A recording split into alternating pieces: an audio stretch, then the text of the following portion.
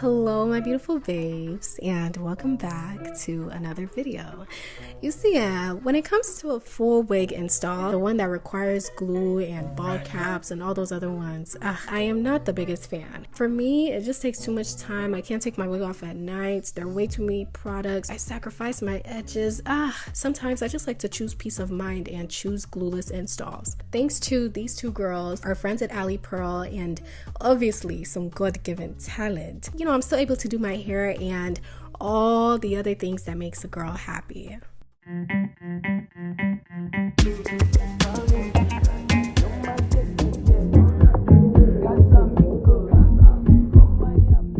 Starting it off with the products you'll need: a wig, of course. Details on her: she is from Ali Pearl Hair, and they did an excellent job of constructing the wig. I'll give them that. The frontal has great coverage from ear to ear. It is a full 13x4. They always fill the box up with goodies for you. You know how that is. Wig cap, elastic bands, edge brush, the whole 9 yards. Now, you may not end up using any of these products that they give you, but the products that you cannot go without using are cream foundation to tint the lace, any form of holding spray to melt the lace, some thread and a needle. You'll see why these are important.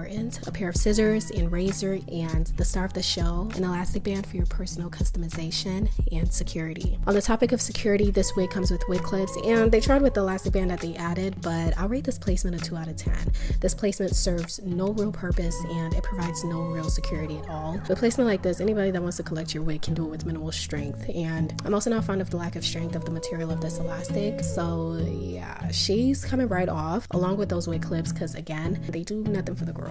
I go in with the brow razor for a clean removal of those clips, and I snip the elastic band right off. When it comes to reattaching the band, I need you to keep 3 things in mind: the strength of the band, placement of the band, and the length of the band. The best and strongest elastic band I've been using for years is from Walmart. I always go into the store to get it, but I'll make sure I find the exact link to this, because girl, I swear by this elastic band and I need you to do the same. As far as the length of the band, measure from right above your ear from one side to another, and always add a stretch to the elastic band when you're making this measurement, because you want your wig to be sitting comfortably, yes, but you need her to be tight and snug. The placement of the band, as in like where the band is going to be sewn, needs to be made where the indicators for the length of the elastic band would be in your wig. Essentially, where would above the ear in your wig be? That's where the band goes in my wig. Of course, wear your wig and map out where this placement would be as many times as you need to for precision, and to help you, I've marked it with a Sharpie for the visuals. I always guesstimate when I do it at this point, but because I've done this more than a handful of times, my estimations are always correct and my wigs fit perfectly. Now thread your needle and attach your elastic band to the lace. I don't have any special technique for this, but I do simple stitches all the way through the width of the band and secure the stitches with 3 knots at the end, and repeat the same thing to the other side as well.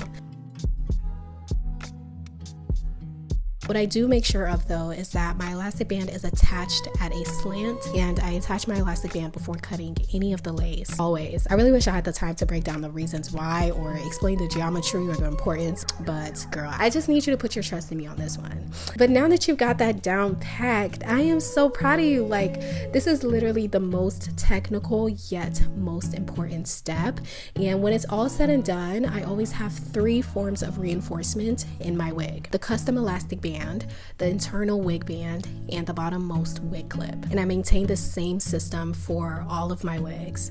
As you can see, 1, 2, 3. Again in this wig, 1, 2, 3. Simple. To finalize the wig prep for installation, tinting the lace is a must, okay? This makes sure that your lace blends into your skin as best as possible and it mimics your natural scalp. So blend that all in both inside and out, and spray down to seal and set her in place. Now that we've done all the prep work, she's sturdy at this point. Like, I can move my hair around, even do a parting, and that girl is not budging. You've set yourself up for success at this point. Your install is about to be a breeze, can't lie to you. Once you place that wig comfortably on your head, first thing we're starting off by doing is cutting out our ear tabs. This is done by lining your comb along your ear to create the parting that you'll be cutting on, and as you're cutting, you'll see that it perfectly follows the shape of your ears, and it lays so well and flat with the back of the wig tucked behind your ear. Because the elastic band that we attached is right above your ear, it's basically reinforcing that ear tab to not go anywhere, and that's exactly how I like it. I've repeated the same thing to the other side, and this is how your wig should look. Your elastic band is sitting right above your ear tab. I impress myself every single time with how well I do this without measurements, and yeah, at this point all I did was cut the lace off while the wig was off of my head. And if your frontal is not this laid without any adhesive, oh yeah, just start again, I beg. There have been times where I feel like my elastic band could have been tighter or looser, and I just take it off and make any changes that I need to. For the adhesives that I'll be using, the two adhesives that always award me the flexibility of taking my wig off at night, but also still give me the strongest hold, are the ORS and Black Ebon lace sprays. When applying your adhesives, you can either spray just the ear tabs alone, for something quick and effective, or a personal fave, just spray down the entirety of the lace perimeter. Pin back all of your hair to avoid any unwanted hairs getting caught up, and have a melting band in close proximity. And for the spray down, I always start with the Ebon, spraying just small amounts at a time and tapping it all down with my finger for the best control. And I just repeat the same thing using the other spray as well, just making sure of course that I show some love to those ear tabs, and I just tie it all down with the elastic band. I don't care how many times something is advertised as a glueless frontal wig, for as long as that wig is a frontal and it has ear tabs, you're gonna need some form of adhesive for those ear tabs. That is the only way to keep it cute in public, okay?